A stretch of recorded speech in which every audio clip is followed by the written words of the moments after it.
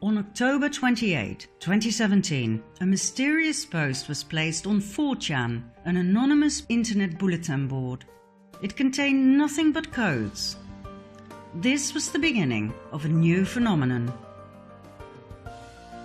The Q posts, soon to be transferred to 8chan due to hacking, became more and more intriguing and popular among the so-called QAnons, anonymous people who are wary of the lies of the mainstream media and who've gone searching for the truth using other news outlets on the internet.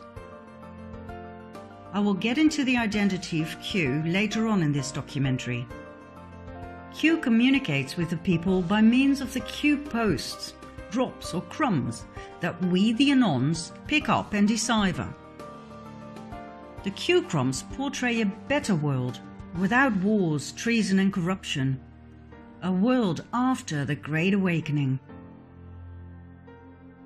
Q uses words and short sentences that keep coming back.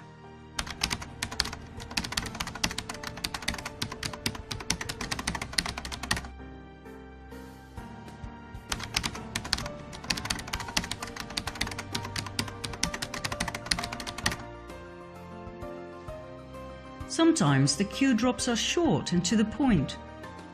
Initials are used instead of full names. Sometimes they contain a lot of information.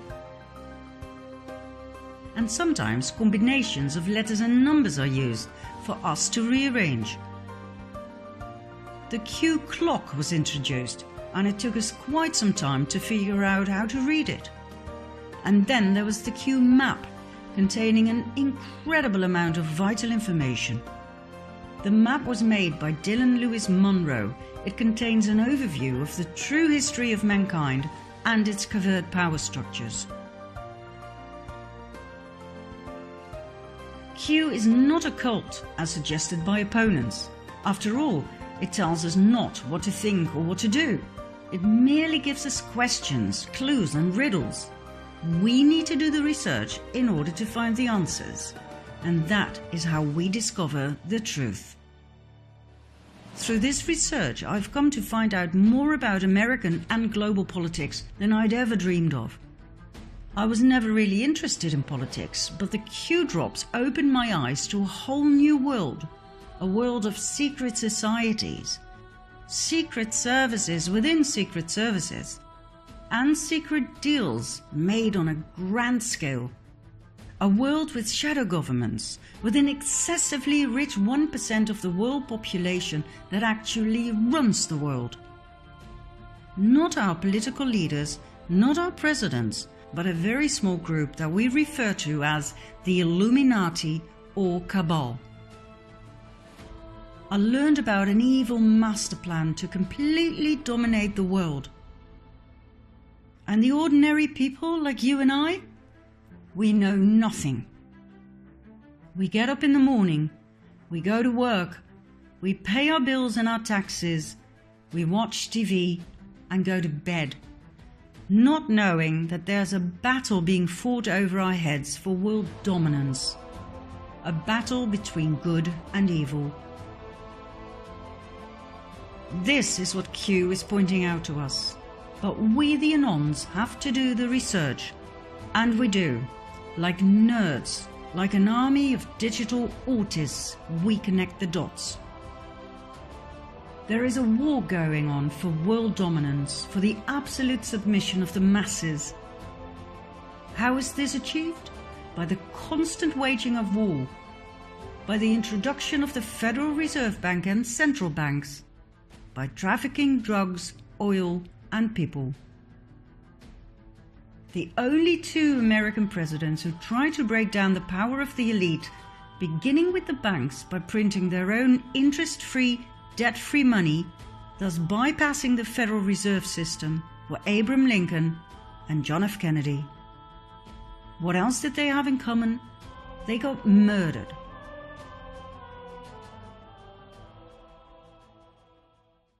Now, why are the banks so important? What exactly is the Federal Reserve and its central banks? The Federal Reserve is the central bank system of the US, and in spite of the very misleading word federal, The Federal Reserve and all central banks around the world are privately owned. They are not government institutions. They are owned by some of the most wealthy and influential families in the world, two of which are close to the top of the power pyramid: the Rothschilds and the Rockefellers. The Federal Reserve was set up in 1913 after quite a bit of opposition from the US government and some very wealthy people, such as Benjamin Guggenheim, from a very influential mining family, Isidor Straus, head of Macy's department stores and politician, and John Jacob Astor, businessman, inventor, and probably one of the wealthiest men at that time. The wealth of these three men in those days was approximately $500 million, which today would amount to something like 11 billion. These men were so rich they could not be bought, not by any bank. What else did they have in common? Apart from money, power, and opposing the creation of the US Federal Reserve? They all died on April 15, 1912, when the ship they traveled on hit an iceberg and disappeared in the cold ocean. Coincidence? Let's just say the Titanic disaster was highly convenient. The rest of the opposition was easily cornered. The US Congress was bypassed. The Fed was created illegally, unconstitutionally, something not many people are aware of. Let's have a look at the visible top of the power pyramid. There we have the Rothschild family. In short, this family owns most of the world. They own each and every central bank. They own the Federal Reserve. They control the International Monetary Fund. They control the World Health Organization. They financed both parties of every war since the war against Napoleon. They financed the Bolshevik Revolution. They financed Hitler and the Nazis. They financed the production of IBM's punching machines for an efficient prosecution of the Jews by the Nazis. And they had equities in Exxon and IG Farben, the dealers of Zyklon B gas for the Nazi gas chambers. The estimated net worth of the Rothschild family is $500 billion. When you have that much money and power, you can poke the chest of the Crown Prince of Great Britain like he's your bitch. And when you oppose their power and try to stop them from taking over your banking system by setting up a central bank in your country that loans money to you at insane interest rates that you can never pay back, so that your country becomes the eternal slave to the Rothschild banking system, as happened to every country around the world, you are either ousted or killed. Your country will be invaded and blown to smithereens in the name of democracy, supported by the mainstream media that portrays you as a dictator. The same applies to those who refuse to accept the almighty US petrodollar. Oh, and there's much more, but we'll leave that for another time. The Rothschilds are not the only ones dominating the world. They are just part of the 1%, the elite. Another family of great influence are the Rockefellers. They made their initial fortune through oil. That fortune led to massive industrial influence in American politics, the banking system, and the pharmaceutical industry. They founded schools and universities, leaving a huge imprint on what should and should not be taught to our children and students. The Rockefellers further expanded their tentacles of power into the medical world and into hospitals. They now own the Rockefeller University with its Academy of Medicine and the Academy of Sciences, the International Health Foundation, the American Cancer Society, the Drug Trust, the American Medical Association, and the FDA. Everything was in the hands of the Rockefellers.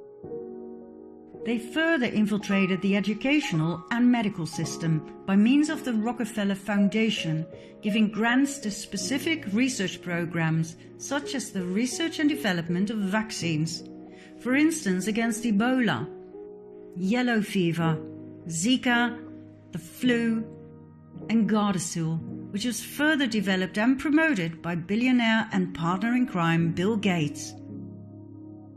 Every case of dangerous side effects such as miscarriage,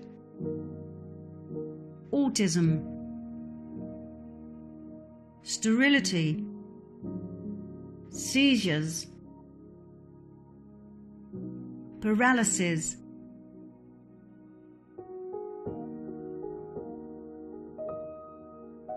and death was brought before the FDA and cleared. And all of the above was promoted by doctors and the media, where the Rockefellers had placed their representatives at the highest levels. Even presidents assured us it was safe. All use of alternative healing was demonized and prohibited, while the treatment with drugs and the drug dependency were pushed down the political agenda. The Rockefellers were also responsible for adding the toxic chemical waste product fluoride to our water and toothpaste.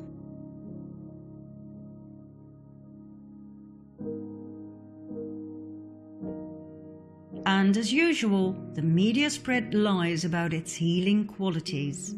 No doctor or dentist ever tested its efficacy. They simply told their patients what they'd been taught at the Rockefeller institutions. Yet another field of interest was the genetic manipulation of crops. The Rockefellers own millions of shares of Monsanto stock, as does their partner Bill Gates. Their mutual interest in eugenics, which aims at improving the genetic quality of the human population, will come as no surprise. Back in Nazi Germany, the Rockefellers financed the horrific eugenics experiments performed on Jewish people, trying to create a superior master race. So, in short, two very powerful families that rule the world and its population are the Rockefellers and the Rothschilds. And guess what? They are not even the most powerful. There are other families that exceed the Rockefellers and the Rothschilds, both in money and in power. But I will not go any deeper into that at this stage. We'll save that for later, shall we? There's one more man I want to put in the limelight right now. George Soros, described by the mainstream media as investor and philanthropist.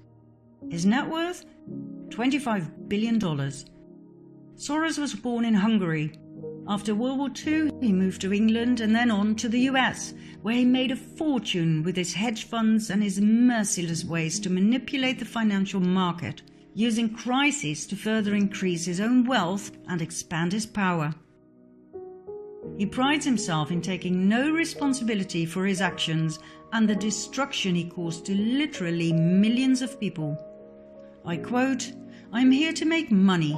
I cannot and do not look at the social consequences of what I do." Soros strikes me for his choice of funding.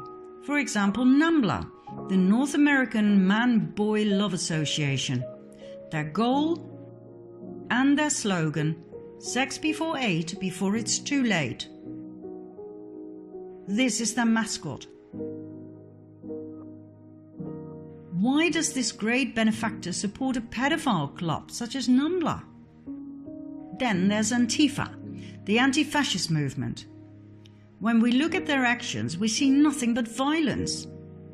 They show great resemblance with fascism, which is rather strange for an anti-fascist movement. Even one of their flags is weird in that sense. Why would anyone finance such a thing? The same goes for Black Lives Matter. Why sponsor a movement that pretends to be left-wing but shows nothing but riots and violence in practice? Do you want to know what we're dealing with here? Then follow me to part 3.